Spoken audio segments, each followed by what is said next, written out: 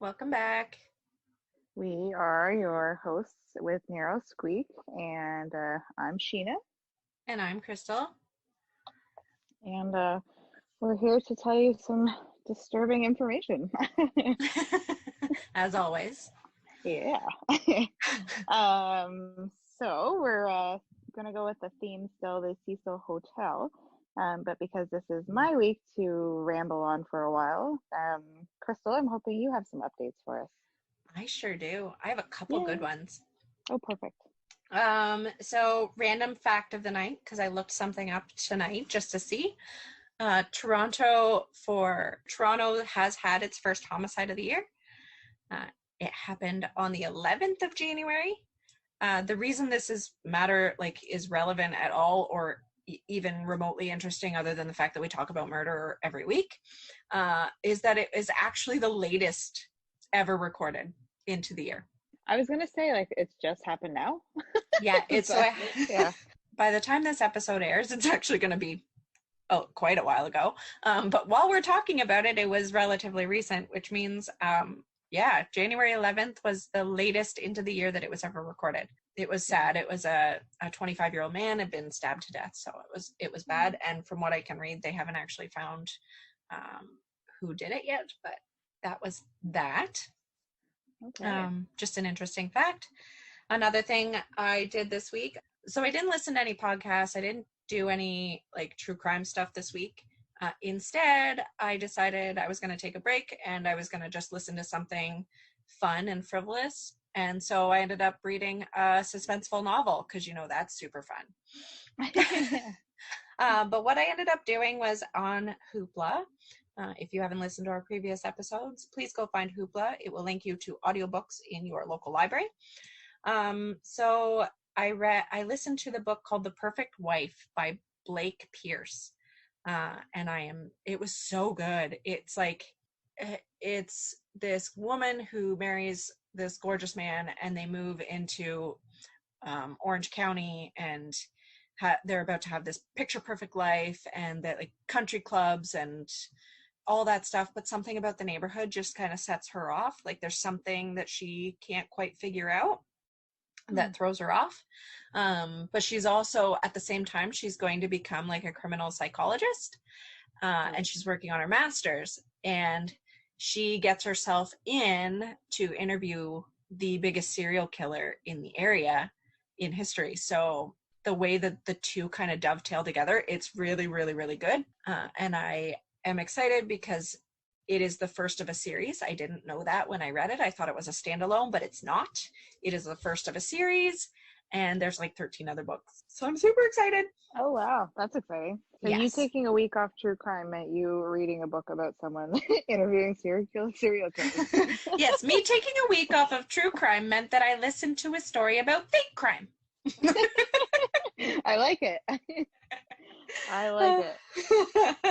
Cool. Well, send me a link for that book because, I will. eventually I'll probably I'll get some time and be able to have a listen. It was really good. Interesting. Yeah, and it was good because I wasn't trying to find where I knew parts of the story or anything like that, because it wasn't real. It was just fun, frivolous. This is really weird that's my fun. Yeah. But I am on the exact same page, so that's okay. So for non-crime related stuff, for our listeners at home, what you don't know is that I thought I'd share, Sheena, and I don't know, I didn't mention to you that I was going to do this, but I am, for our day life work, I am doing some education that revolves around like social media and marketing and stuff like that. And because of that, I am using in my coursework this podcast as my case study. So if you see our social media streams start to sync up, or they start to look a little different, or you're noticing that we're posting different ways and stuff, or testing out things, that's just me trying to make my magic. Yeah. That's all Crystal. Well, it's not all me. Well, no, but I meant like it's really cool that you're like doing this course at the same time as we're trying to get like ourselves up and going, and it's going very nicely because you're like, oh, I just learned this today, and I'm like, that's fantastic. I just didn't even think of it that way. So exactly, it's been a lot of fun that way, learning. I love Uh, it. I love that you're doing that, and I love that you're sharing ideas with me because it helps. yeah, I'm it's all for gonna the be fun. ideas. Um, and that was the last of my updates. The rest, my friend, is all up to you. Ooh, okay. So, I guess I can kind of start here. So, I did want to note, the Cecil Hotel. As you guys know, I've been rambling about Richard Ramirez for a few weeks now. So he actually did stay at the Cecil Hotel, and I was going to do this story on him, but there's two reasons I didn't. The first one's kind of funny, that every time I would try to write his name in my phone, it would pop up Richard Ramen. I think I write the word ramen far too often, and it just kept like reverting back to ramen. I was like, I can't deal with this, and it's ruining my soup. So, so that that was reason number one, and reason number two is I figured everyone was going to watch The Night Stalker, so there was going to be a lot of really great information in that. So I just sort of took a step back. But I am going to do the other serial killer that also stayed at the Cecil Hotel. He stayed a little less than Richard did. And oddly enough, he's Austrian serial killer Johann Jack Unterweger. So, and I'm also going to, just between all of us, I guess, I was going to say between me and you, but this is live. So I also had to write all of the names phonetically so that I could pronounce them properly. So if anyone ever That's looked at my notes, awesome. well, because if they looked at my notes, they'd be like, "What is going on here? That's not how you say these things." But it's because he is Austrian that the the letters are different than the way that we use them here in Canada. So, anyways, So, Sheena, take yeah, a picture of those notes because after your episode goes live, we need to post them so people yeah, can see. yeah. I wrote everything phonetically. So, That is anyways, great. yes. So, Jack Unterweger. He was also known as the Vienna Strangler or the Vienna Woods Killer, dark poet murderer. He had a couple different names. Jack was born to Theresia Unterweger August 16th, 1950. Jack never met his father, as it so happened that many US soldiers were still in Europe at this time as Allied soldiers, because if you couldn't guess this already by it being the 1950s, the area was flooded with Allies due to the end of World War II. And they stuck around to help out and rebuild things. Also, when I say help out, it was mostly to impregnate many, many women, either consensually or not so much. I'm sure there's lots of other things that happened, but that seemed to have a big booming. I think in Germany there was 400,000 babies born. It's believed that Theresia met Jack's father, who was also named Jack, in Italy while on a trip. And I don't know how often they saw each other or anything like that. But so Jack was one of 300,000 babies born in Austria that were a product of US and Austrian relationships during that time. So many of those babies actually never had no clue who their fathers were, that kind of thing. So I never really gave much thought to that prior to doing this story. But so back to Jack. He portrays his mother as a sex worker. However, it's unclear if this was her jam or not. She did work as a barmaid and also liked to dabble in criminal activity such as petty theft and fraud. So that would lead to her being arrested when Jack was 2. So 1952, he was then placed with his maternal grandfather, Ferdinand Weiser. Jack states that his grandfather was abusive and would force him to drink schnapps at the age of 8, would also parade sex workers in and out and be physically and verbally abusive. A woman who lived with them for quite some time does dispute this, however. But there were 2 months that she was not present in the home. She had had enough of Jack being rebellious, I guess, at 8, and to split. And after living with his grandfather on his own for 2 months, he was apprehended by Child Protective Services. The actual cause is unknown, and he's placed with Grampy Ferdinand's sister, which would be his great aunt, I guess, at that time. Basically, it's hard to say whether his grandfather was the monster that Jack states that he is. And Jack's mom doesn't pop back into the picture, so Theresia is just gone. So it's said that he ran away a few times when he was a child to try to find his mom, however, was not able to. So Jack also states that he lived with an Aunt Anna for quite some time, who also happened to be a sex worker and reportedly killed by a John. And he states that he was never able to get over this incident. It really impacted his childhood. However, years later, Teresia, his mom, decides to pop back up and says that she never had a sister. So basically, that story is baloney. No one can actually say where Jack was living from the ages 8 to 20, which seems crazy to me. There was a year that he was in juvie because he started to, get involved in petty theft and all of these things like his mom used to do. And he was bouncing sort of all over Europe, like Switzerland, Germany, back to Austria, like just all over the place. So this is where things start to get nitty gritty. In his 20s, he was arrested for kidnapping and trying to force a 16-year-old into sex work. He wanted to be her pimp. He continued, so he gets arrested for that. When he's let out, he continues with different sexual deviancies. After being released, he goes and picks up a woman, takes her to a field, sexually assaults her with a steel rod while masturbating. She lives and definitely, goes to the police. So he's arrested again, was sent to prison. While he's in prison this time, he has a suicide attempt. So he spends some time in a psychiatric hospital.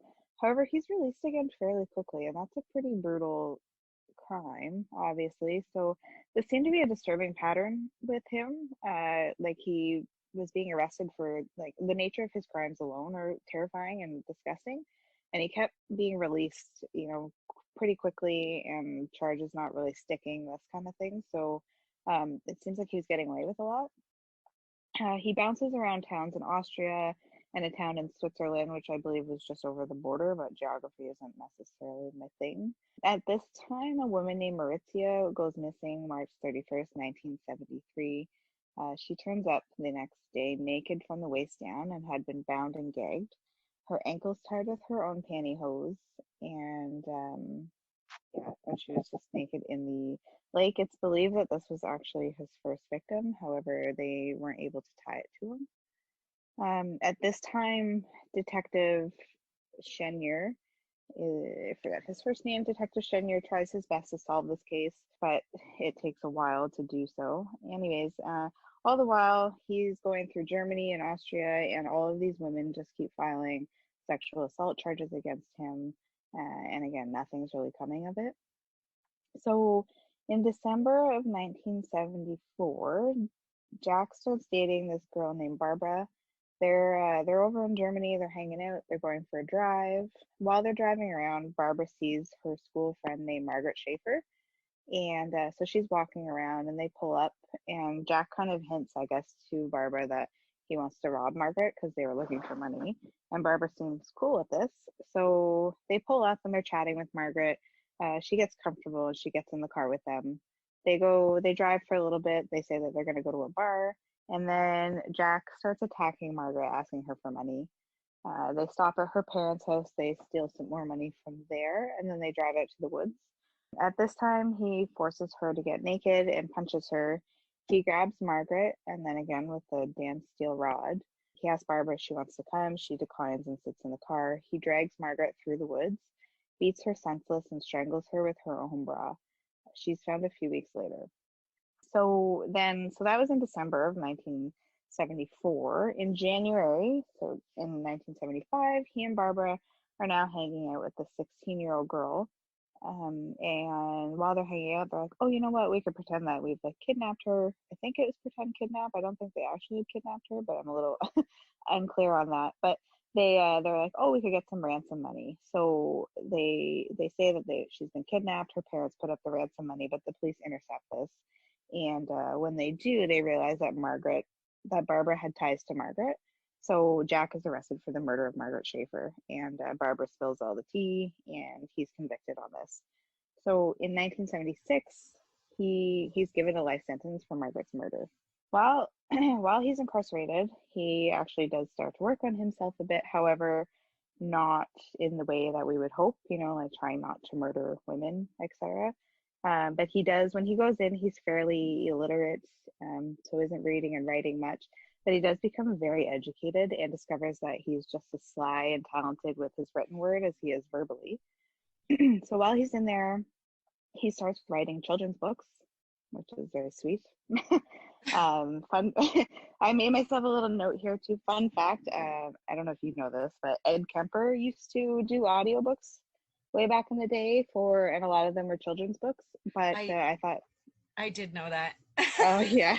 So, and then one of the ones that he did was Flowers in the Attic, which I remember you and I discussing a long time ago. Oh, I still haven't read it. I did So, not know that. so Ed Kemper like is the audio voice of that book, and so I remember from what you told me, that book was like disgusting enough on its own, and then to have Ed Kemper reading it to you is just a little bit chilling. Oh, it is. Yeah, I Also, almost want to hear it though. but you should. Like the book is twisted all on its own, but you add in the factor that you're listening to it from Ed Kemper, and I feel like that would be exactly what you want to listen to. Yeah, so I'm probably gonna listen to that at some point. But yeah, so he's writing children's books, and mothers are reading this to their kids at nighttime, like just ugh. But this starts to put him on this path to fame. So between his children's books and his poetry, his screenplays, and then he writes a memoir called Purgatory. That's the English version of it. I can't pronounce the other one. So I tried to find some writings from it and different quotes, but it really wasn't coming up with much. Anyway, so he becomes the bee's knees at this point. All the powerful people, politicians, literary community, they're just falling right for his bullshit. And people are coming to prison for televised readings of his books. He actually gets let out of prison at one point to go to a premiere for the movie based on his book. Mm-hmm. So everyone's just like forgetting that he's this murderer. And then I guess too, when people saw him on TV, they saw how small he was, and they're like, well, he can't be that dangerous. And this, so everyone just forgets that he brutally beat Margaret, and they're like, oh, he's pretty awesome. And also during this time, there was a government change. So this happened to work in his benefit because this government, very progressive, and they wanted to look at reintegration and actually having corrections as a part of the correctional facility experience, which it should be. But so over the years, everyone's just sort of eating out of the palm of his hand. And he's saying he had such an abusive childhood, and his mom left him, and his aunt was murdered, and all these things. So people are feeling bad for him. And he has his parole meeting and is found completely rehabilitated and walks out of the prison May 23rd, 1990. This is So crazy. he served his 15 years, got out, and now he's just ready to rock.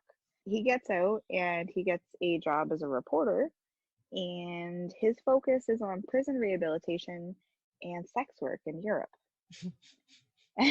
So September 14th, he goes to Prague and starts interviewing women in the red light district. He meets this young woman named Blanka Berchikova. Hold on. I'm going to re-say that. Berkova. Phonetically is not helping. Okay. He meets a young woman named Blanka Berkova, and she is sadly found dead September 15th. She is naked and had been strangled and positioned with her legs spread. Then October 1990, he's back in Austria being a creep on the streets again.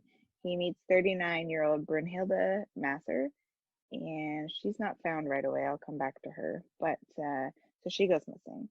December 5th, 31-year-old sex worker Heidi Marie Hammerer goes missing. She's found December 31st, 1990. Again, she's naked from the waist down and strangled with her own pantyhose. And so during this time, all these women are going missing, and he's continuing, with his writing and still gaining traction and recognition for his writing capabilities.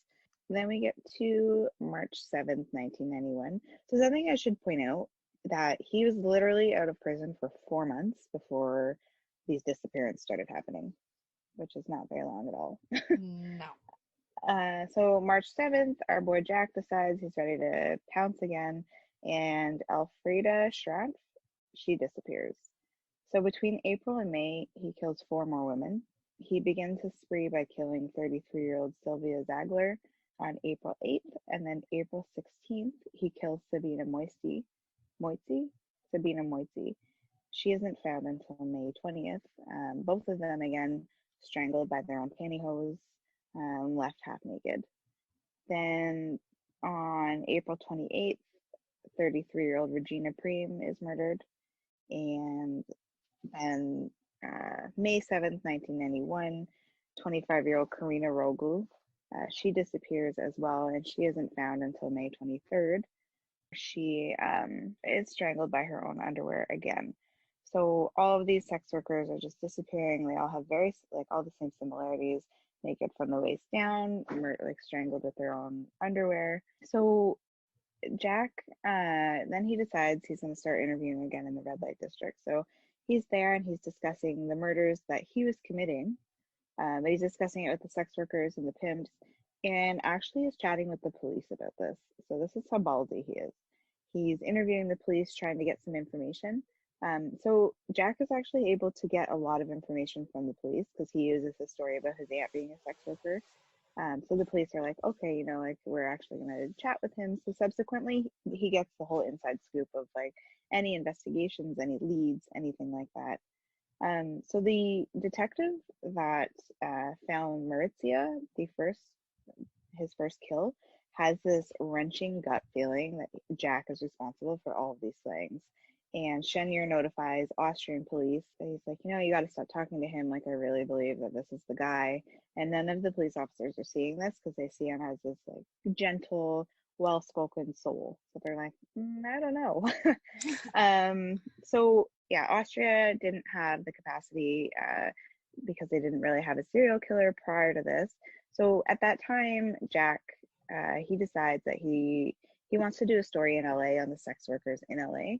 So June 17th, 1991, he flies to LA, and then this is where it'll tie into our theme about the Cecil Hotel. So he gets a hotel room there and he stays there. And so he got there June 17th, and then by June 19th, he's out and about. He picks up 35-year-old sex worker Shannon Exley. He drives her a little ways out of the city and strangles her with her own bra and leaves her there for dead. June 25th. And the other thing to note is his killings are very close together. Yeah. Like, he just goes nuts. So June 25th, this guy does a ride along with the LAPD, the ones who are investigating the murders from the red light district. So he's in the car with them, snapping photos, like all of the things. And he's interviewing more sex workers and pimps that are scared and not knowing what's going on. Like, he's thriving off of this. Oh, I bet. Like, it's so sick and twisted. It's So probably part of like what, like at that point, it's part of the pleasure, right? well, yeah, because it's like, you know how, you know, they'll go back to the crime site and stuff to relive it. Like, he's living it through the fear of the people. Mm-hmm. Yeah. So June 28th, 1991, he picks up sex worker Irene Rodriguez. He takes her to where he had taken Shannon just days before, again strangles her with her own bra and leaves her dead and naked. Then July 3rd, Peggy Booth, who also went by Sherry Long, she's 26. She gets in the car with Jack. He parks and attacks her, and her body's found July 11th, 1991, again, half naked, bra around her neck, cause of death, strangulation. So at this point, he leaves LA. He's had enough, I guess, and goes back to Austria. August 4th, so this is all still in 1991. August 4th, Sylvia Zogler was found, which is 4 months after she had went missing. So she's fairly decomposed at this point. Police aren't really sure like who is responsible for these.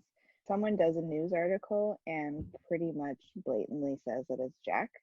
So Jack starts to get scared. He's like going to the police, chatting with them, and they did have a couple surveillance on him, but didn't really see anything. So mid-September, Jack goes to the police department and is asking, because he's good buddies with all of the police officers, so he's asking if he's a suspect.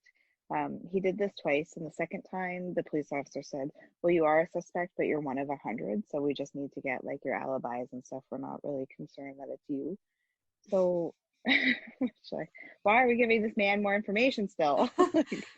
October 5th, 1991, Alfreda, who had went missing a few months earlier, she's found. Again, same thing, similar to the rest of the bodies, the strangulation. So everything seems, you can tell that it's the same person doing the killings.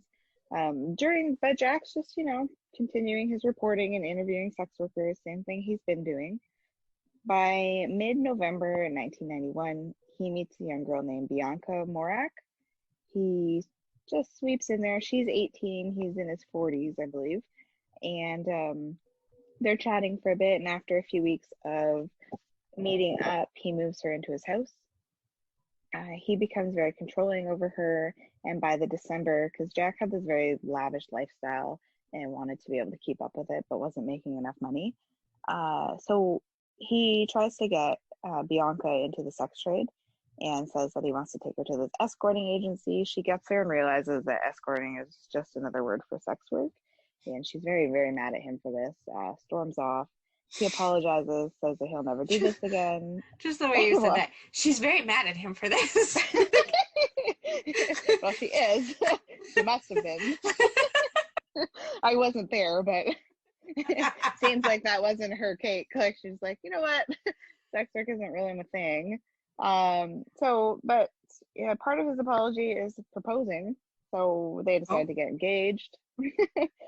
And so at this time, so now that happens in December, they get engaged. And by January 1992, the police in the different areas of Austria start sharing information. So there's Graz and then Vienna. And the police are sharing information there and being like, we think we have the same guy doing the same, like these things in all these areas. The Graz police decide to take Jack's photo to the red light district to see if anyone would recognize him. And they did. Like, yeah, 2 years ago he tried to kidnap me and all of these things. So they're like, all right, we think we have our guy. He decides to bounce out of Austria because he's getting scared, and he leaves with Bianca to Switzerland. Okay, so yeah, he leaves. Him and Austria. Damn it. Him and Austria, they just take off. Oh. I'm not taking that one out. Yeah. I'm all like hot and bothered now. I can't get through it. You can do it. Okay, I got this. Jack and Bianca go to Switzerland because he can kind of feel that things are starting to tighten up in Austria, and he's a little concerned. And and then by February, so that's in January, and by February, the press said that they weren't going to leak it, but they did. And on the front page of the newspaper is the Vienna Strangler, and Jack is actually named. And so he now knows that he has a warrant for his arrest, which is also wonderful.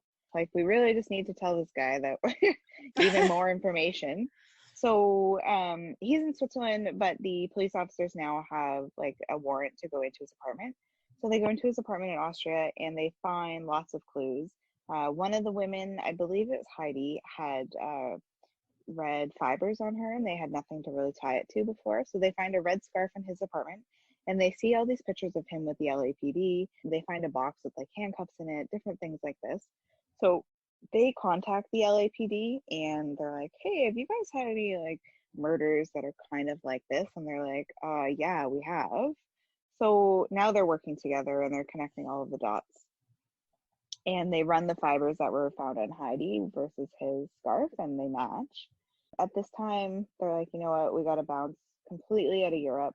Let's go to Miami. So on February 16th, they fly to Miami. And while they're in Miami, so this is where he gets Bianca working as a go-go dancer to make some money for them. And so this guy, he calls an old girlfriend who's in the media, I think in Austria.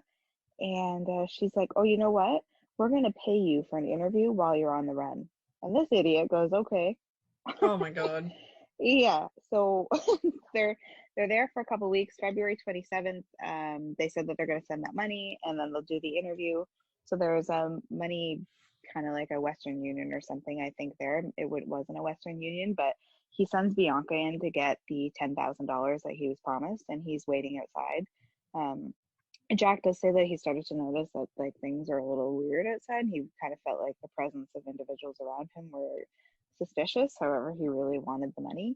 So Bianca comes out with the money and he tries to run right away to get away. And then he's surrounded by cops. Finally, he's captured, he's arrested. Miami's like, he gets deported back to Austria.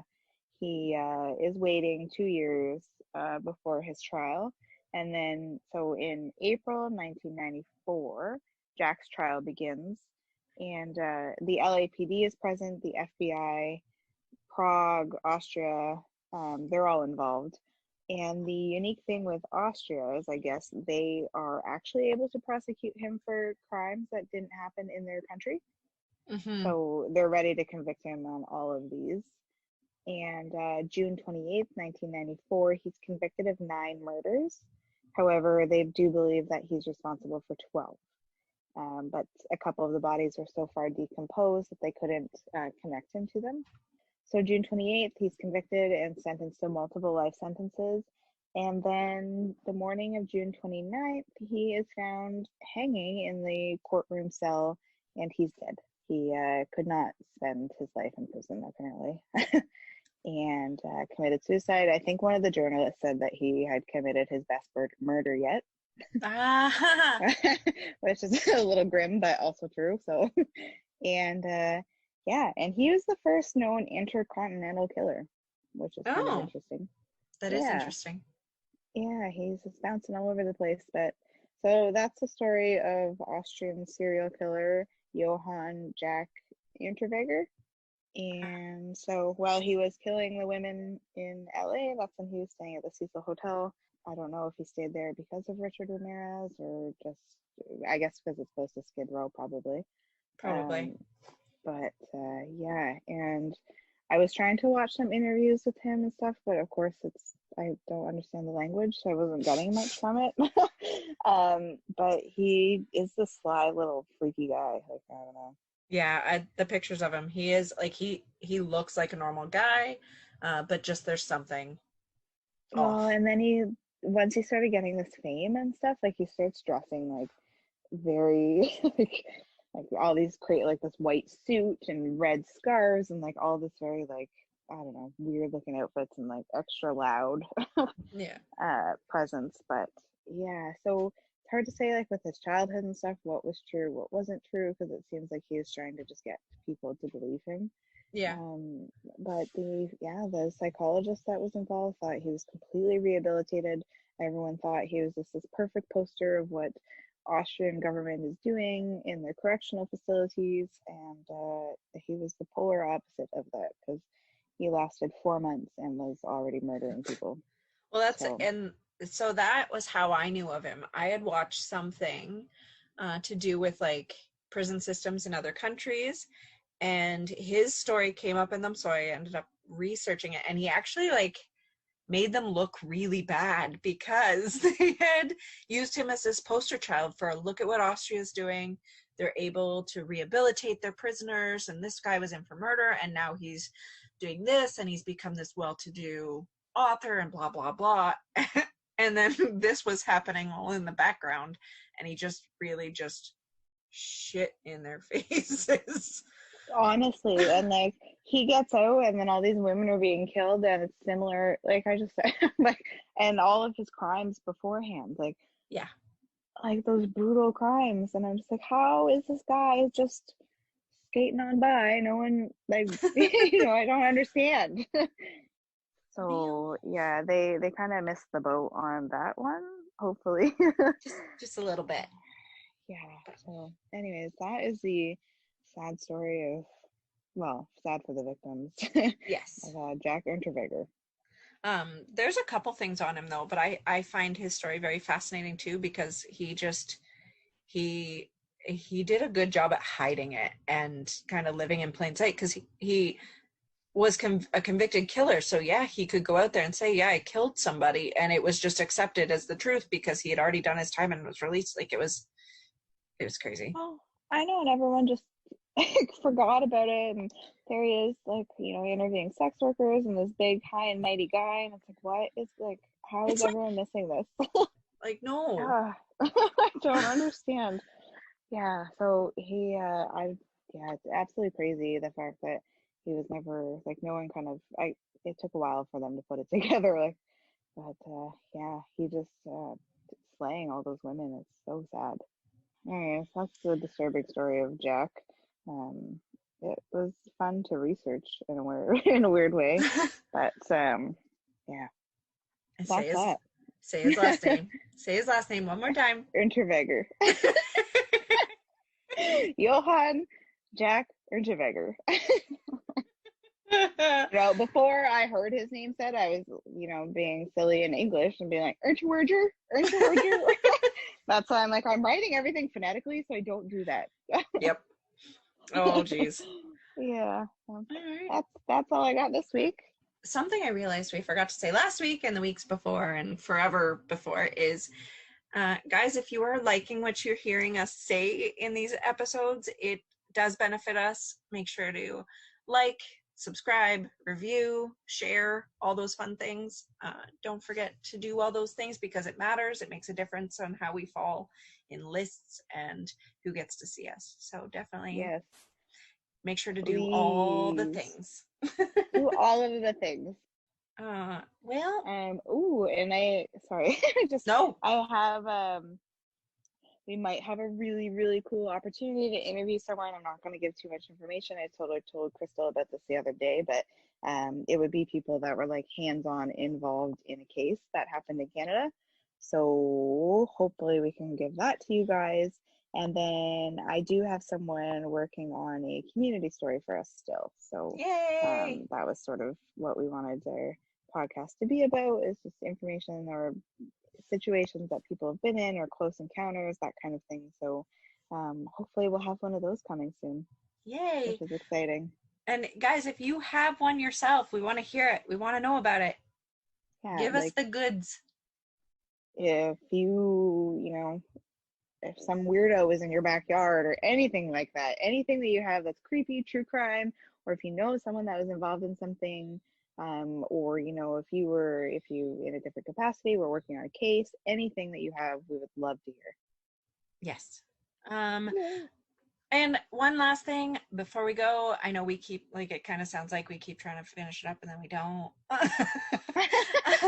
We need to come up with a theme for our next one, and I think I know what I want it to be. Oh, okay. Do you want to share now? Yes, I do, and I want to know what your thoughts are. I would like to do a week where it's not a murder, it's not I survived, it's a different type of criminal case, specifically because I have a case that I would really like to talk about that's not murder related, just crime. Okay. It was a crime, and the story fascinated me, and I would love to talk about it again. Okay, I could try to rack my brain and see what I can come up with in terms of that, but that would be fun. Okay, so let's do a crime that's not murder, or survival of someone trying to be murdered. Or not trying to be murdered, trying to murder them.